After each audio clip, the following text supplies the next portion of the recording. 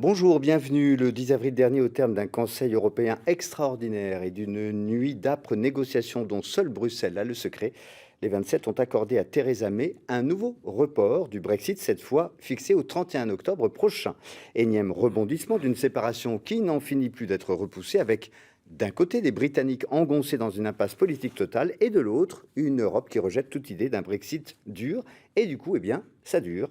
Mais quelle que soit l'issue et la tournure que va prendre ce divorce, comment l'Europe va-t-elle continuer l'aventure sans le Royaume-Uni? Va-t-elle en sortir renforcée ou bien, à y regarder de plus près, le Brexit ne porte-t-il pas en lui les germes d'une décomposition à terme de l'Union européenne? Ce divorce et ces soubresauts apportent-ils de l'eau au moulin des partisans d'un Frexit? Peut-il inciter d'autres pays membres à prendre le large à leur tour? Pour en débattre, trois invités sur ce plateau. Evelyne Becker, bonjour. Bonjour. Merci d'être ici. Vous êtes candidate à ces élections européennes sous les couleurs de la France insoumise.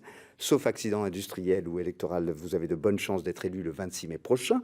Vous seriez donc une parlementaire de combat. C'est ainsi que c'est écrit dans le document programmatique mis en ligne sur le site de la France insoumise. Un combat pour faire avancer l'Europe ou pour la faire disparaître. Vous allez pouvoir nous expliquer tout cela.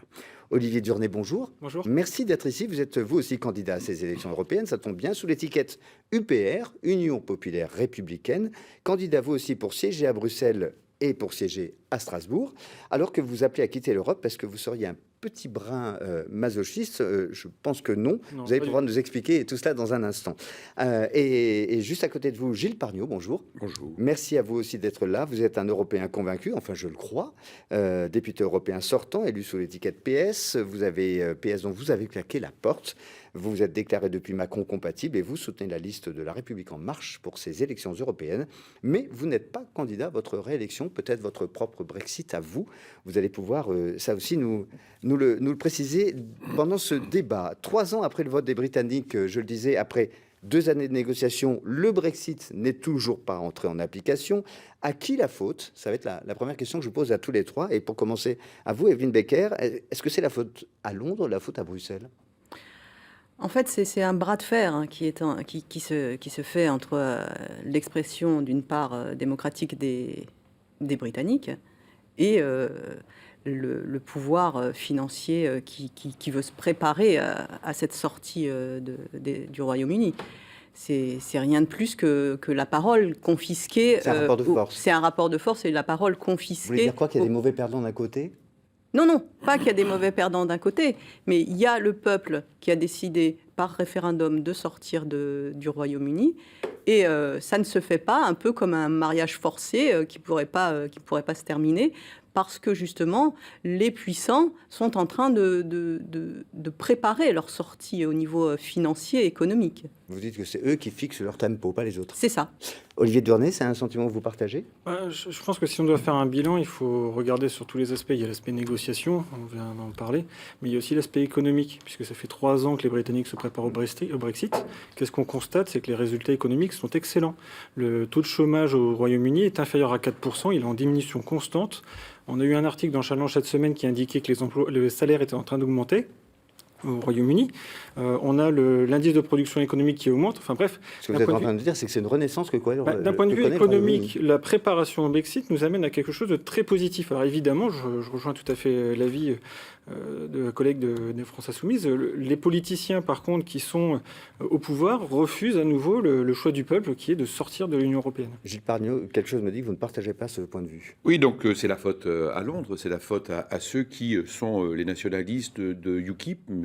Nigel Farage, qui, à l'occasion de ce référendum, a menti. Ils ont menti aux Britanniques. Et d'ailleurs, bon nombre de Britanniques qui avaient voté pour le Brexit reviennent dessus en disant oh là là. Sauf que Gilles Pargnot aujourd'hui, les sondages le montrent. Nous partons. Alors évidemment, les donc, sondages sont plutôt à les sondages 20%. le montrent, mais vous avez bien entendu.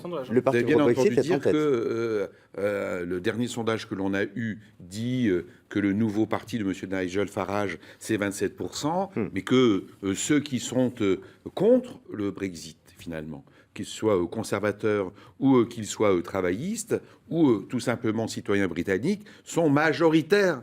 Car la majorité, c'est quand même 50%.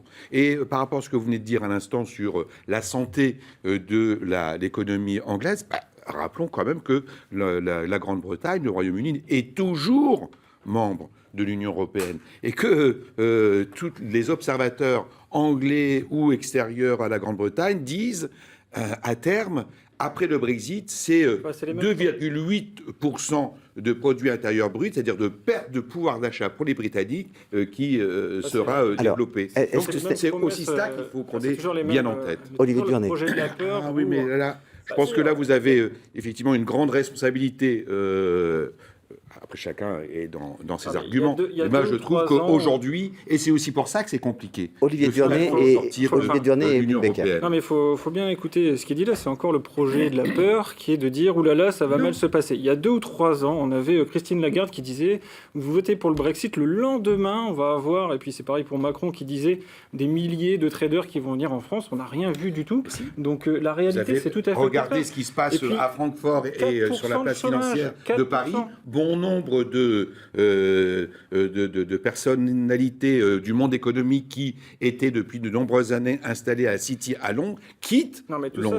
Dans la perspective, les chiffres, c'est des chiffres qui sont la réalité. Alors, Après, je veux bien que vous continuiez à vouloir mentir à tout le monde comme M. Nigel Farage l'a fait, mais en même temps, 3,9% on ne va pas s'en dans une bataille de chiffres. Ce n'est pas la réalité. On ne va pas s'en dans une bataille de chiffres. Et Evelyne Becker, vous d'ailleurs, je ne vous ai pas posé la question, ce Brexit, vous le comprenez, vous le soutenez, vous y adhérez ou vous le regrettez ? Alors, ce Brexit, c'est la parole du peuple. Hein. Il a décidé, il a voté, c'est un référendum, le peuple est souverain. Mais vous êtes une Européenne convaincue ? Mais moi, je suis pour une Europe différente, une Europe de... Avec le Royaume-Uni ? Avec le Royaume-Uni, même si le Royaume-Uni sort aujourd'hui, il peut avoir un pied dehors, un pied dedans. Non, pas avoir un pied dehors, un pied dedans, mais une refondation de l'Europe, justement. Vous parliez de l'Angleterre et puis du taux de chômage qui est faible, mais vous ne parlez pas du type d'emploi que c'est. Et ce qu'on sait également, oui, en Allemagne c'est pareil, ce qu'on sait également, c'est qu'il y aura des ajustements à faire s'il y a une sortie de l'Europe, et les ajustements, ils se feront sur... la seule variable d'ajustement qui se fera, ce sera sur les salariés, et ce ne sera pas sur le monde de la finance, ni sur les multinationales. Comment on regagne du pouvoir d'achat ? Et je pense qu'on parlera de l'euro après, mais aujourd'hui, ce qu'on voit bien, c'est que les Français n'ont pas gagné de pouvoir d'achat en restant dans l'Union européenne. Ça fait 27 ans depuis le traité de Maastricht qu'on a des restrictions budgétaires qui impactent à la fois les hôpitaux, les écoles, l'armée, les routes. On ne va pas parler du patrimoine parce que ce n'est pas le bon sujet, mais c'est un constat. On remarque sur des tas de sujets que l'Union européenne nous impose des politiques que l'on est obligé de suivre et qui nous obligent à vendre notre patrimoine, à vendre nos entreprises. Mais on n'est pas obligé, on n'est pas obligé de sortir. Alors une réponse rapide avant de passer à autre. Si je peux permettre pour compléter ce qui vient d'être dit, c'est le mensonge et la soupe que les nationalistes partout en Europe veulent nous faire croire. Non, l'Union européenne ne nous impose rien. J'ai été 10 ans parlementaire européen.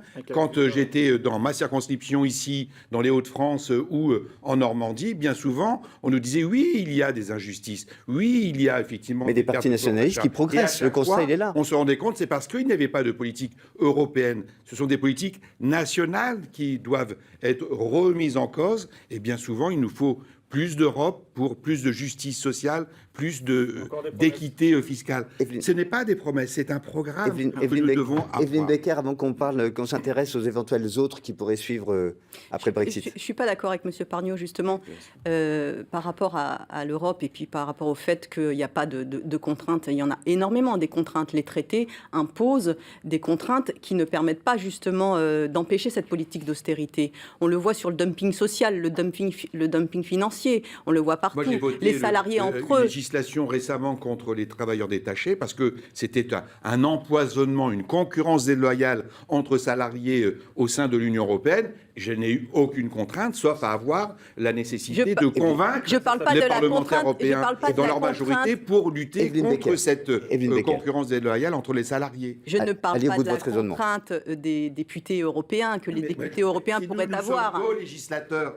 Personne ne décide à Bruxelles, comme vous le dites parfois, nous sommes co-législateurs. Ce sont tous, que ce soit au Conseil européen, les chefs d'État et de gouvernement ou ceux que nous allons élire le 26 mai prochain, qui décident pendant 5 ans à l'échelle de l'Union européenne. Alors, c'est les traités Gilles qui Pargneaux, nous l'ont on va laisser Evelyne Becker répondre et aller au bout de son raisonnement. Je ne raconte pas d'histoire. Non, mais je- Les traités empêchent que cette austérité se disparaisse au sein de l'Europe. Vous ne pouvez pas dire le contraire. Aujourd'hui, quand une entreprise, une multinationale, décide de s'installer dans un autre pays d'Europe et quitte la France uniquement pour des problèmes financiers et de coûts, enfin même pas de coûts, mais enfin il parle de coûts de production, mais en fait c'est juste leur stratégie, la stratégie Là, des c'est multinationales. voilà. Encore une fois, vous avez raison. Encore une fois, c'est parce que nous n'avons pas de politique européenne à l'échelle Donc industrielle. là, vous faites un mea culpa. Et bien évidemment qu'il faut aussi faire en sorte que cette Europe change. J'en suis porteur de faire de propositions Vous prenez que nous votre avons part pu faire depuis 10 ans. Vous prenez votre part. Oui, bien évidemment que dans le Brexit, que je disais tout à l'heure, c'était la faute de ceux qui étaient Nigel Farage, la faute notamment à les quelqu'un nationalistes, d'autre, hein. mais nous portons notre part. C'est pour ça que moi, je suis social-démocrate, progressiste, et je dis qu'il y a des conservateurs à l'échelle européenne, et là, nous allons nous rejoindre dans le même combat, qui doivent permettre effectivement que nous ayons des politiques industrielles plus fortes, une harmonisation fiscale, par exemple, Alors, à l'échelle de l'Union européenne. Olivier Durnay, on va essayer d'avancer aussi dans On est cette complètement discussion. concret. Après Non, le Brexit, c'est pas je le disais à Non, non, l'instant, à qui le tour? Parce qu'on se souvient, après le Brexit, on a cru comprendre que d'autres pays allaient suivre.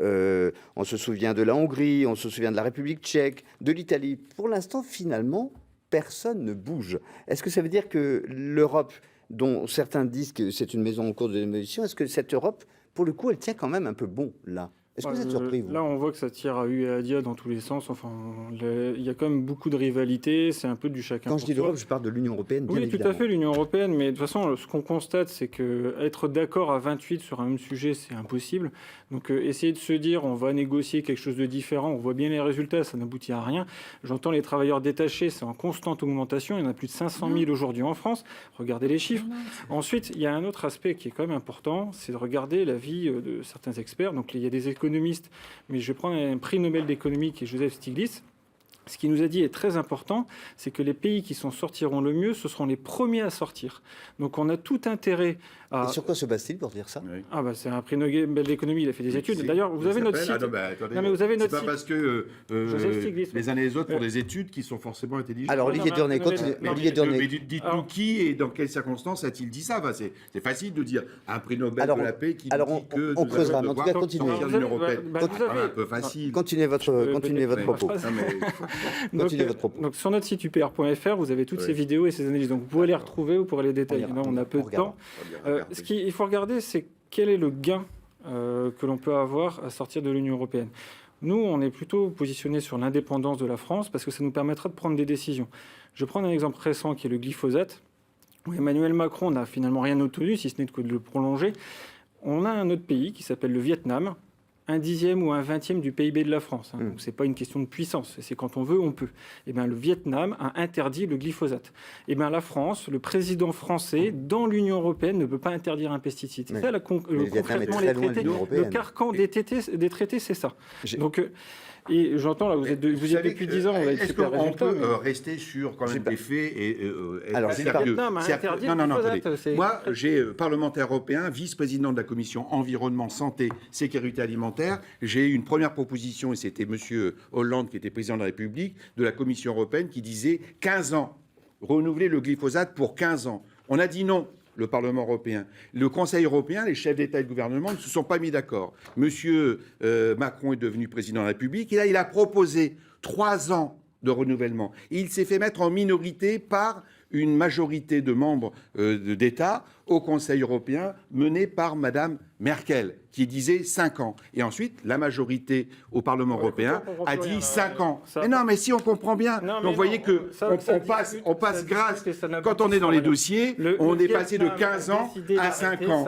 De 15 ans à 5 ans. Alors après, moi je veux... On va pas faire l'émission sur le glyphosate, je pense. On ne va pas faire l'émission sur le glyphosate. Voilà. Mais c'est un aspect ce que je voulais intéressant dire, des c'est choses. que dans le cas d'une sortie comme le préconise l'UPR... On va en parler du Frexit. On va en parler après peut-être, mais vous ne parlez pas de ces temps de négociation qui seraient imposés par l'Union européenne. Et ce qu'on voit actuellement en Grande-Bretagne, vous feriez partie d'un jeu où en fait vous n'auriez pas les cartes, puisque de toute façon vous seriez obligé d'attendre, et pendant ce temps-là, les traités courront de toute façon. Parce que rappelons-le, Evelyne Becker, et je vais vous donner la parole. La position de la France insoumise pour ces européennes-là, elle a quand même un peu bougé, elle a évolué. Alors, parce qu'en fait, le discours tenu par Jean-Luc Mélenchon, désormais, qui est tout en bas de la liste des européennes, c'est de dire on ne quitte pas l'Union européenne, par contre, on dénonce les traités. Oui. Comment ça marche? Il y a toujours J'ai cherché à comprendre. Il y a toujours le plan A, plan B, c'est-à-dire que le plan A, on sort des traités et on essaye d'y amener le maximum d'États avec nous. Donc on bloque la machine. On ne bloque pas la machine. On désobéit au traité en quelque sorte. C'est de la désobéissance organisée. Oui, voilà. Et revendiquée. On a des sanctions, il n'y aura pas de sanctions. Il n'y a jamais de sanctions. Il y a eu des sanctions sur les OGM, par exemple. Oui. Enfin, et le plan B, c'est si ça ne marche pas, on le fera de manière unilatérale. Voilà l'opposition entre les deux. Donc l'article 5... Non, pas l'article 50. L'article 50, c'est celui qui a été utilisé par les Britanniques et qui fait sortir le pays de l'Union européenne. Non, Voilà. non, il n'y a pas de sortie. Un rapport de force. Il y a un rapport de force, mais oui, parce que donc vous ne faites pas confiance. Non, je fais tout à fait confiance. Non, vous ne faites pas confiance à la France, parce que le fait de sortir, c'est un repli nationaliste de se retrouver. On est pour. Olivier Durné, pardonnez-moi, mais quand l'UPR dit nous, de toute façon, on veut quitter l'Union européenne, on veut quitter l'euro, on veut quitter l'OTAN, c'est quoi d'autre qu'un rapport de force? Non, en fait, là-dessus, il faut... Là, on tape du poing sur la table, on impose son point de vue, on s'en va. On quitte la maison. Il faut être calme, serein, déterminé, et être très clair sur ce qu'on veut. Le problème, par exemple, si on prend l'exemple du Brexit, c'est que Theresa May, qui est au gouvernement, c'est quelqu'un qui était opposé au Brexit et qui a passé son temps à essayer de quand même rester un petit peu l'Union européenne, le marché commun, etc. Donc on avait d'un côté quelqu'un qui n'était pas d'accord avec l'Union européenne, qui a tout fait pour que ça se passe mal, donc forcément ça ne pouvait pas bien se passer. Nous, on est très clair. C'est-à-dire que si on applique l'article 50 et que l'UPR le gère, on a dès le début indiqué qu'on voulait sortir. Au Royaume-Uni, les gens qui étaient contre et qui voulaient sortir étaient répartis entre les travaillistes et les conservateurs. En fait, on n'avait pas une majorité tout à fait claire. Et le gouvernement au pouvoir, lui, y était opposé. Donc c'est une question de clarté. Il faut être très net sur ce qu'on veut obtenir et pourquoi on veut l'obtenir. Et j'expliquais tout à l'heure que récupérer notre indépendance, sortir de l'euro, c'est quelque chose qui va nous redonner du pouvoir d'achat et nous permettre de décider sur des sujets où aujourd'hui on n'a pas la main. J'ai justement vu une de... Alors, Evelyne Becker et Gilles Barniot. J'ai justement vu une de vos affiches, monsieur Durné, sur le pouvoir d'achat et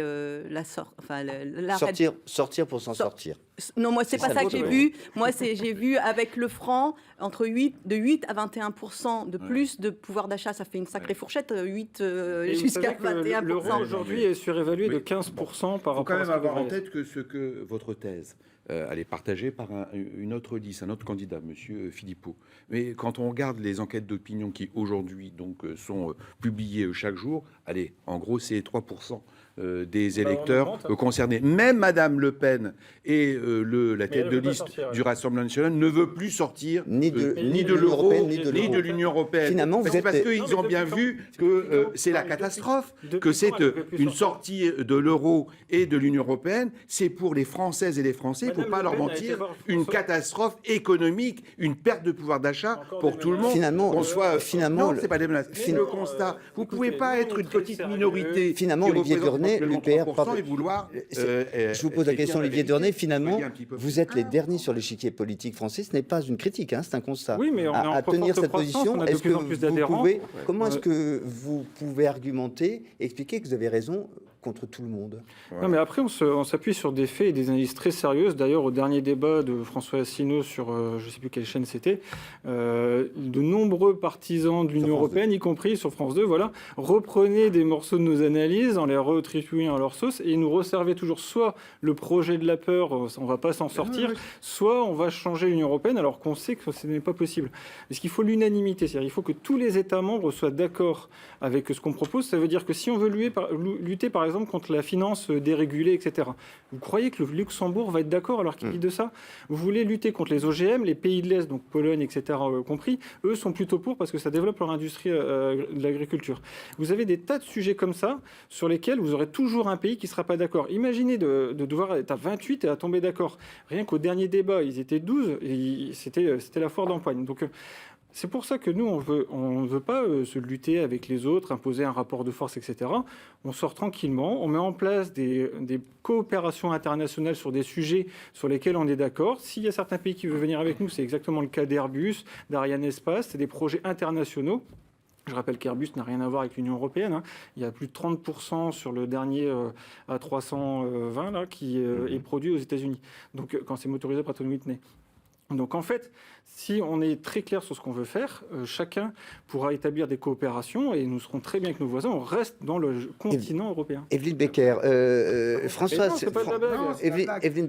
Asselineau, je le cite, il parle il y a quelques jours face à un de nos confrères de l'opinion, libérer la France d'une dictature qui ne dit pas son nom. C'est ça le Frexit. Est-ce que les mots ont un peu dépassé sa pensée? L'Union européenne, c'est une dictature pour vous? L'Union européenne, non. L'Union européenne, actuellement, celle qui détruit tout entre les pays, ce n'est pas une dictature, c'est pas ça le problème. C'est l'Europe des finances. C'est l'Europe de la finance. C'est l'Europe de la finance. Mais votre position, c'est une position de capitulation, en fait. Mais si, bien évidemment. Reprendre notre autonomie. Continuez. Mais reprendre votre... Pas capituler du tout en se repliant sur soi-même. Mais pourquoi se replier? Au contraire, pourquoi on donne chaque année 2 milliards à la Pologne alors qu'on pourrait très bien développer les continents africains avec des aides qu'on pourrait aussi leur donner? C'est au contraire l'Union européenne qui nous referme sur une zone. Alors Gilles Pargnot, on donne la France est le deuxième pays contributeur de l'Union européenne, mais la France, comme d'autres pays aussi, elle reçoit de l'Union européenne. Qu'est-ce qu'elle donne? Oui, mais elle reçoit notamment ici dans la région Hauts-de-France. Parce que nous sommes... Non. Si, on donne plus que ce qu'on reçoit, c'est notre argent. Permettez. Je vais pouvoir décliner un petit peu mon argumentation. Gilles Pargnot. Non, mais nous sommes la région de France qui reçoit le plus de crédits de l'Union européenne. Parce que nous avons une restructuration compte tenu de notre passé industriel et qu'il est très important que nous ayons cette valeur ajoutée pour nous aider. C'est quand même très important. Mais s'il n'y avait pas l'Union européenne, est-ce que dans la redistribution des politiques menées en France, les Hauts-de-France auraient autant que ce qu'elle a de l'Union européenne? Bien évidemment que non, parce qu'on serait sur des politiques nationales. Donc là, il est très important que les régions en difficulté, puisque nous sommes une des régions les plus en difficulté ici en France, eh bien nous bénéficions de cette... Alors après, donc, on peut avoir tous les discours sur allez, on se récroqueville derrière nos frontières, on est dans une mondialisation économique, mais on ne s'en préoccupe pas, on va simplement développer notre économie à l'intérieur. Parce que le temps passe très vite et qu'il faut à peu près équilibrer le temps de parole. Nous sommes pratiquement déjà arrivés au terme de cette émission. La question un peu provocante que je voulais vous poser pour notre dernier tour de table, c'est et puis, finalement, est-ce que l'avenir de l'Union européenne ne passe pas obligatoirement par l'euro? Est-ce que l'euro, ce n'est pas par là que se situerait le salut de l'Union européenne, si jamais elle était menacée? L'euro, c'est un instrument. La monnaie, c'est un instrument. Que vous ne contestez pas? Que je ne conteste pas, mais qui ne peut en rien modifier une politique comme elle est faite actuellement en Europe, c'est-à-dire de concurrence entre les États. Qu'est-ce que vous dites, vous, du côté de la France insoumise? Il faut reprendre la main sur l'euro? Il faut réorganiser l'Union européenne avec tous ces pays qui sont en concurrence permanente. Et il faut aller plus vers le haut que ce qui est en train de se faire. On est en train de mettre... chantier. Ça serait quoi le premier chantier de la France insoumise? Mais il n'y a pas de premier chantier. Tout est à refaire. Tout est urgent au niveau de l'Union européenne. Et bien, en sortant de ces traités qui empêchent justement... Vous voulez sortir des traités, donc très bien. Sortir des traités en restant... Sortir des traités, mais rester à l'intérieur. Pardon ? De manière non juridique. C'est-à-dire que vous voulez désobéir. Donc avoir Oui, des sanctions. désobéir aux traités et s'allier avec encore la d'autres, logique s'allier du avec fort. d'autres nations qui seront d'accord forcément avec nous, puisque la seule façon de sortir de cette politique d'austérité, c'est de sortir de ces traités. Ils ne font que de concurrencer les uns avec les autres. Jacques Assez Delors vite. disait on ne tombe pas amoureux d'un marché unique. Donc Mm. on ne peut pas tomber amoureux Vous aimez bien cette d'une politique déclaration financière. de Jacques Delors, je vous ai Qu'est déjà entendu l'euro. dire. Par contre, l'euro, c'est la stabilité. Donc, il nous faut passer l'étape supérieure. Qu'à côté d'une politique financière, on ait une véritable politique En tout cas, économique, c'est bien la preuve, Gilles industrielle, Pargneaux, harmonisation C'est fiscale bien la preuve que vous avez raté, et Europe vous, sociale. que vous avez raté Évidemment, quelque chose.